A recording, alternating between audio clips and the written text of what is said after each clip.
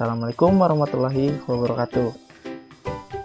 Saya Sin Kamalunan dari Fakultas Ilmu Komputer, jurusan Sistem Informasi.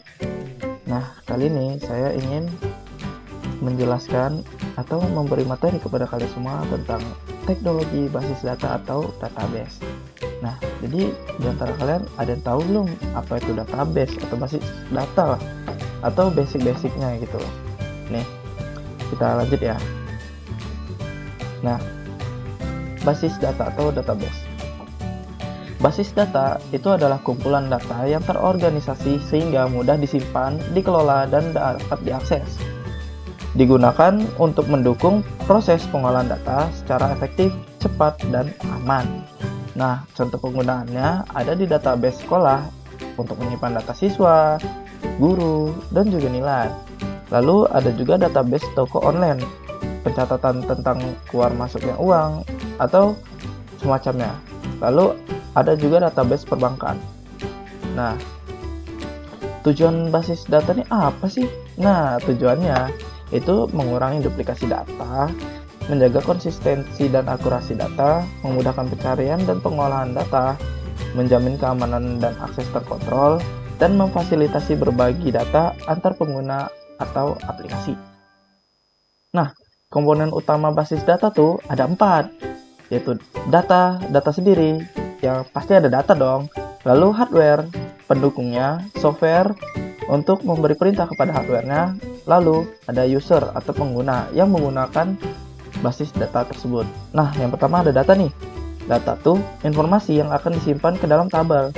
Jadi, data-data itu akan disusun di dalam tabel. Nah, itu namanya basis data, guys. Lalu ada juga hardware.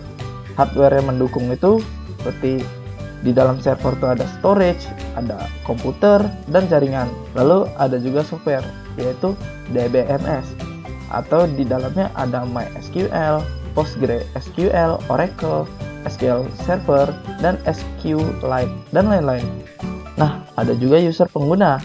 User pengguna ini dibagi 3. Ada administrator yang mengelola database, lalu ada programmer yang membuat aplikasi yang menggunakan database, dan juga end user atau pengguna akhir data. DBMS, Database Management System. Nah, Database Management System ini atau DBMS adalah perangkat lunak untuk membuat, menyimpan, mengelola, memanipulasi, dan mengamankan database.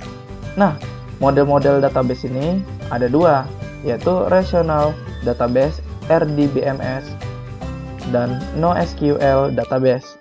Nah, contoh yang relation database itu menggunakan tabel, paling umum digunakan contohnya MySQL atau PostgreSQL. Nah, dia pakai bahasa SQL. Ada lagi yang satu lagi namanya NoSQL Database. Nah, dia tidak menggunakan tabel dan lebih fleksibel. Contohnya ada MongoDB, Cassandra, dan Redis. Nah, Bang, keuntungan dan kekurangan serta contoh implementasinya apa aja tuh, Bang? Nah, keuntungan menggunakan database itu yaitu penyimpanan data lebih terstruktur. Jadi, lalu ada juga akses data lebih cepat. Lalu ada juga data aman dengan kontrol akses.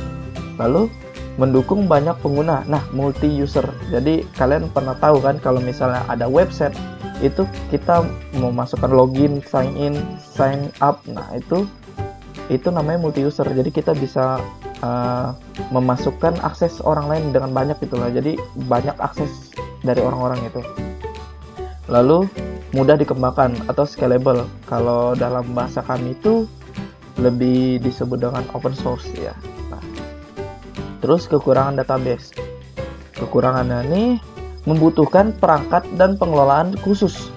Lalu instalasi dan pemeliharaannya cukup kompleks. Jadi agak rumit lah ya kalau misalnya kita mau pakai database ini.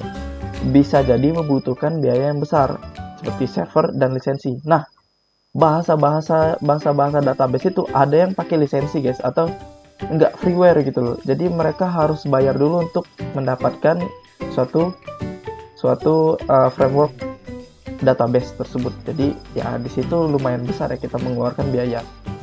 Nah, contoh implementasi database ini kita ambil contoh kayak absensi sekolah, terus ada e-commerce kayak Shopee, lalu ada perbankan, Dana, GoPay, BCA Mobile, dan lain-lain. Lalu ada aplikasi media sosial. Nah, ini kalian tahu pasti, TikTok, ya kan? Nah, itu kalian banget itu.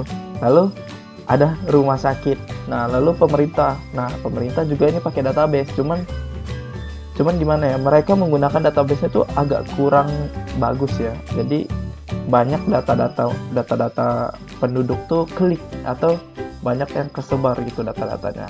Nah, itu saja pengenalan tentang database dari saya. Mungkin saya ada salah kata, saya mohon maaf.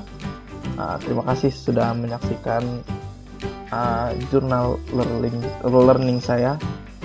Saya akhiri. Wassalamualaikum warahmatullahi wabarakatuh.